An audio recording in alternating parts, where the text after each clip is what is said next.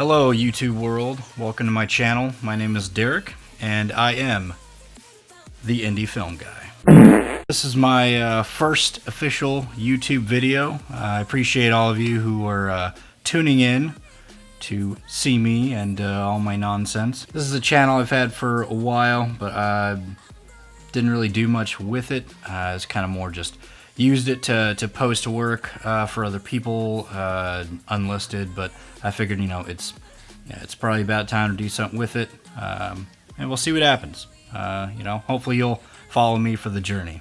As you can tell from the title of the video, we're going to go over, you know, making a project, be it a film project, a photography project, you know, music videos, anything like that.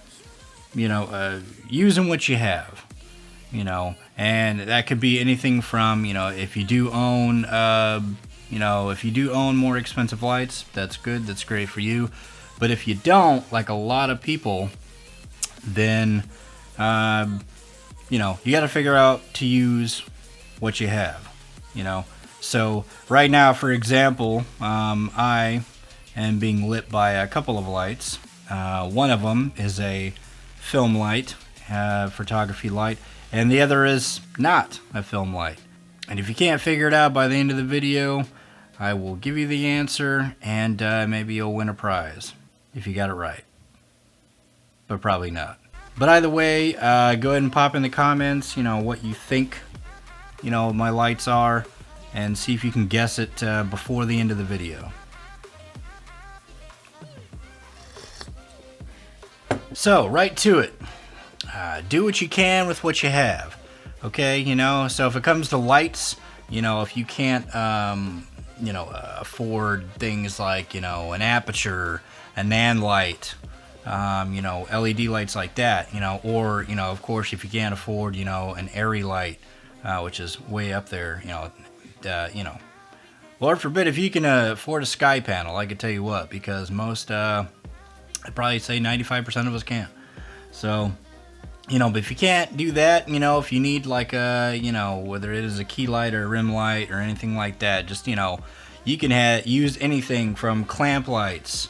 You know, those work amazingly to, you know, they're versatile. You know, you can put any kind of bulb you want in them. You know, you got the smaller size dish, you got the bigger size dish. You know, you can use those in practically any way you want. Yes, there are downsides. You know, there's pros and cons to everything. For the clamp lights, you could say that the downside is the clamp itself really isn't all that great.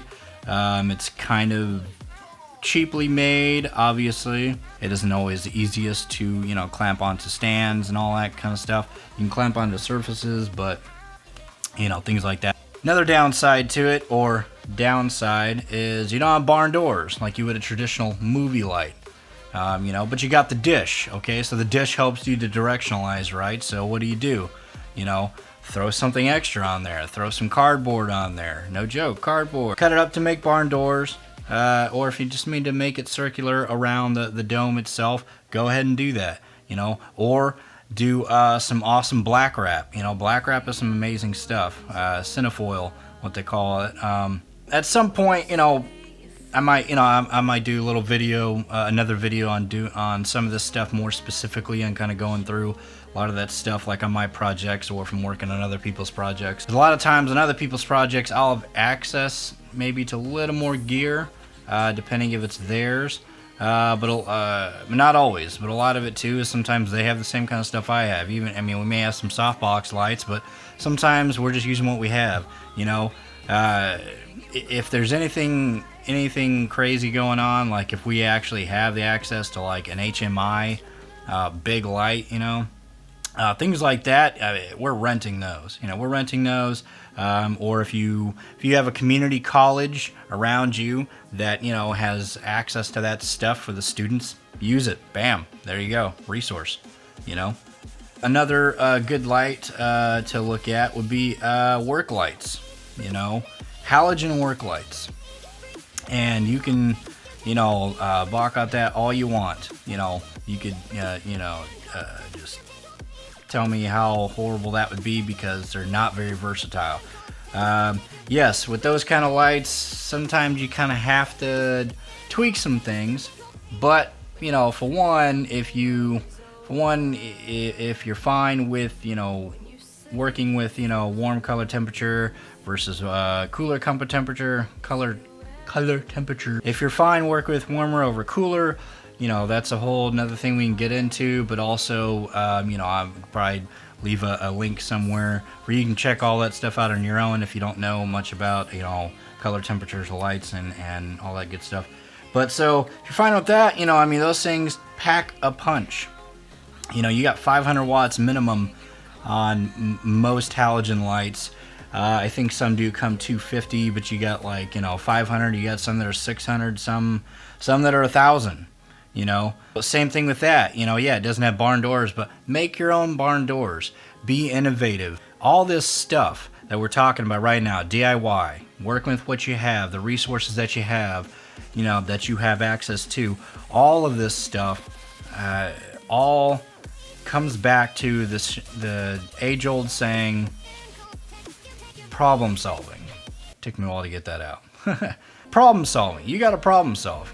Same thing with diffusion. Not even just being able to shape your light and everything, but diffusion, to be able to knock the exposure down and diffuse the light.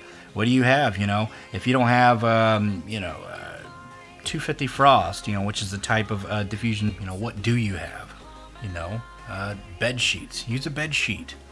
Shower curtain, that diffuses light. Use bleached and unbleached muslin, which you can get at a craft store, like Hobby Lobby, Michael, stuff like that. You can get it by the square foot. Anything that you can do to do it, you do it. There are brands like Neewer, that sell this stuff on Amazon. Neewer's a good, affordable, and solid brand that I've been using, for a number of years for a lot of stuff. And they have, kind of like big sheets of diffusion that you can cut whatever size you need. So, whatever you need to do to get it done, you get it done. If you don't want to just diffuse it, but you want to maybe cut it down even more, you can use like screen material.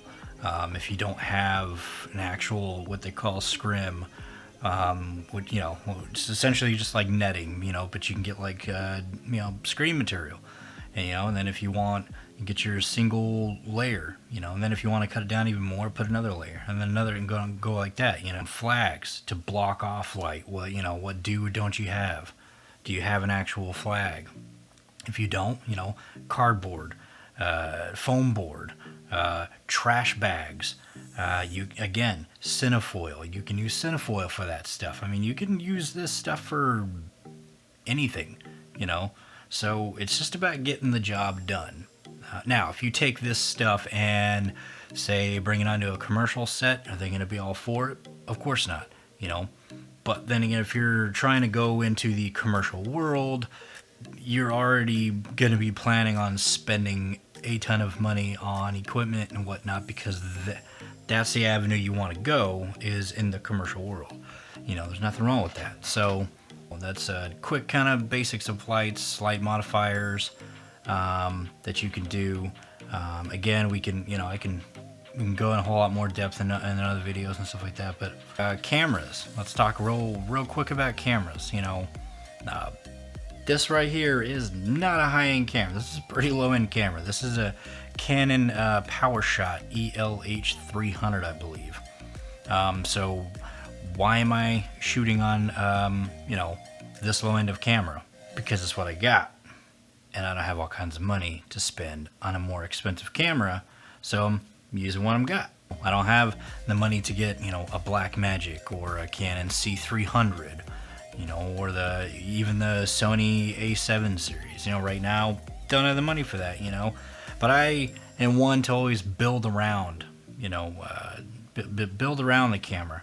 With the script stuff like sound gear, I use a Tascam, recorder, and I just bought a mic. I used to use a Neewer brand, again, Neewer. I used to use a $40 mic from Neewer.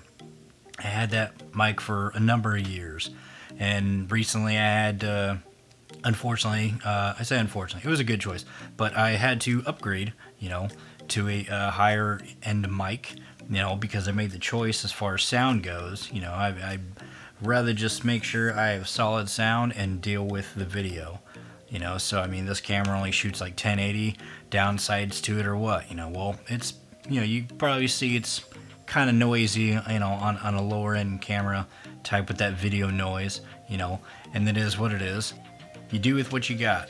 So I know nothing I'm saying right now is new. It's not new information. None of it is brand new to people. I mean, there's a ton of, you know, channels are already on YouTube and the web that you can find all this stuff, you know. So I'm not trying. My whole thing is I'm not trying to be original, you know. I just want to do something cool, do something neat with this channel. Hopefully, is just try to have fun with the channel. You know, I don't know what I'm gonna do with this thing, you know, but I want to have fun with it. You know, give back. You know, more I learn, more, you know, we try to help people learn. But I'm also gonna post my work pretty soon. I got some work that I'll be able to post on the channel, and I'll probably end up doing, you know, some work that I use other cameras, you know, but those are cameras, you know, again, it's gear like that you either somebody already has or I'm renting it. You know, it's not gear that I own. If you prefer, you know, other channels, you know, you want to, you know, learn from other people who are more professional or semi-professional. I mean, there's quite a bit of channels out there, you know. There's Film Riot, there's DSLR Guide even has some good ones. The Modern Filmmaker, I mean, he has a lot of great post-production stuff. And last but not least, you know, there's always my man, Brady Bessette.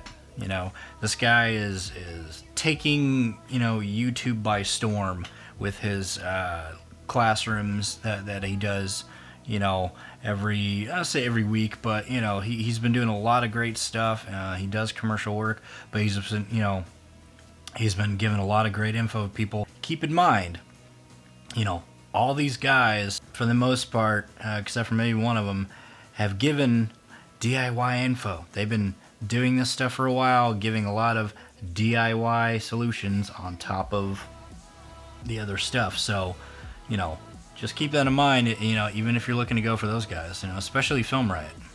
You know, they've been doing it like over 10 years. So, before I forget, a little trivia I threw at you at the beginning, the lights I was being lit with. So, I will tell you, see if you guessed it or not. My rim light, hair light, whatever you want to call this baby. This is a Neewer 660 RGB, and it's the same for the light back there. And this light over here, I know those aren't technically lighting me. This is a SL70, I believe. So they're all RGB. Now, the kicker is the key light. What's the key light? Well, guess what? Bam! This puppy here isn't technically efficient. That depends on how you want to look at it. So, but yeah, it packs a punch. It's diffused like any other light. It's working just like any other light. And try to ignore, if you can, the big old sheet of diffusion, which is basically a shower curtain that I'm using to diffuse that light. Because for some reason, I don't know where my diffusion went for the umbrella. And it bums me out. It really bums me out.